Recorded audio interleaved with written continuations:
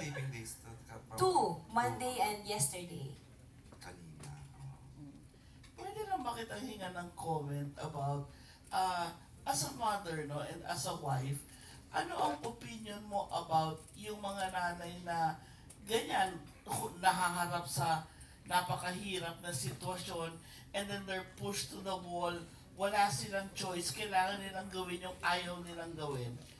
Ikaw ba, as a wife and mother, pag naharap ka sa ganong sitwasyon, kakapit ka din sa patalim o maghahanap ka talaga ng iba? Siguro, tita, no, it really depends dun sa situation. Kung meron ka namang kapasidad na maghanap ng ibang paraan, siguro maghahanap ka talaga ng ibang paraan. Pero yung talagang walang-wala ka, at yun lang yung tanging way para mabuhay mo yung mga anak mo, wala ka rin talaga siguro magiging choice but to live with that. Pero siguro nga bilang iba-ibang tao tayo, iba-iba tayo ng atake sa buhay, sadyang may mga tao at mga babae lang na talagang matibay ang loob na harapin ng kahit na anong pagsubok na ibigay sa kanila. Bilib na bilib lang ako talaga dito sa letter center namin na to kasi talagang hindi siya sumuko up to the last minute. Talagang kinumpleto niya yung mga anak niya. Yung sa pag-shoot mo nitong episode na to, ano yung mga naging emotional highlights na tinamaan ka personally? Natawa yung staff, oh. Meron. Personally, wala na, hindi naman po siya maikukumpara sa buhay ko ngayon. Siguro, pwede ko lang siyang ikumpara dun sa ako bilang bata nung nawalan ako ng tatay, ganyan, nung umalis sa daddy ko. It was, dun ako pinaka nakarelate, yung biglang sagad sa hirap. Hindi ako makarelate sa pinagdaanan ng mga bata because it's totally different. Pero for each and every breakdown scene, it's just one emotion that I'm going with. Yun lang. And mukhang naitawid ko naman kasi hanggang umuwi ako sa bahay, humihik-bihik pa ako. Thank you. Thank you, Miss Tina. Okay, more questions? Ito, Mars, gusto mo ibaba para hindi ka nahirapan yung flowers niya. Sabi Baka mo. makita yung bilbil ko, okay? Hindi. Okay, carry mo na. Tinatago mo na. Napuyat sa payat. Okay. Diyan na lang siya.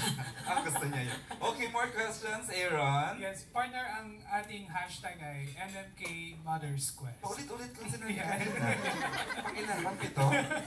And we have a question from Julie Bonifacio. Yan, ito Julie has a question. Ay, Hi, Judy, Judy. happy birthday. Thank you. Merong planong celebration na ba for your birthday?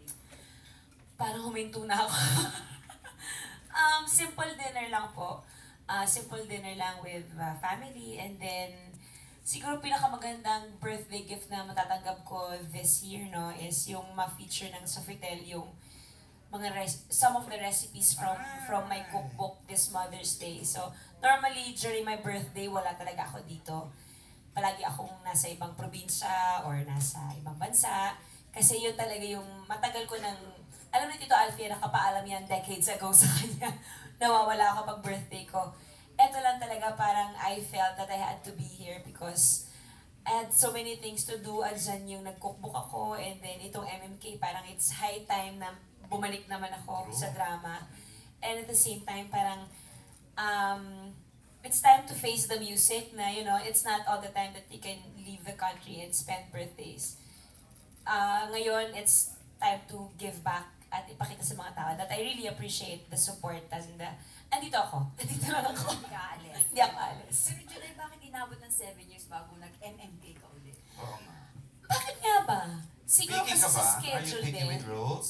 Schedule, Ah, oo. schedule. Schedule at the same time. Paminsan pag magte-taping na, biglang mapapack up din because nagkasakit ako or may part din sa staff ng sa MMK na medyo hindi din natuloy or minsan nagbabagyo. Hindi lang talaga nag-a-align yung stars the past years. But there was always time na pwede akong mag-guest. Bigla lang napapack up at the last minute. Ito talaga yung nag-push through. Dinasal ko rin naman na parang, Lord, kung kung gusto mong gumawa ako ng MMK, bahala ka na. Matutuloy siya kung gugustuhin mo naman siya. So, natuloy naman siya. Mainit, maulan, lapot, mabaho kami. Pero tuloy na tuloy naman kami. And happy naman kami natapos yung episode. Na-miss mo ba, July, ang paggawa sa MMK?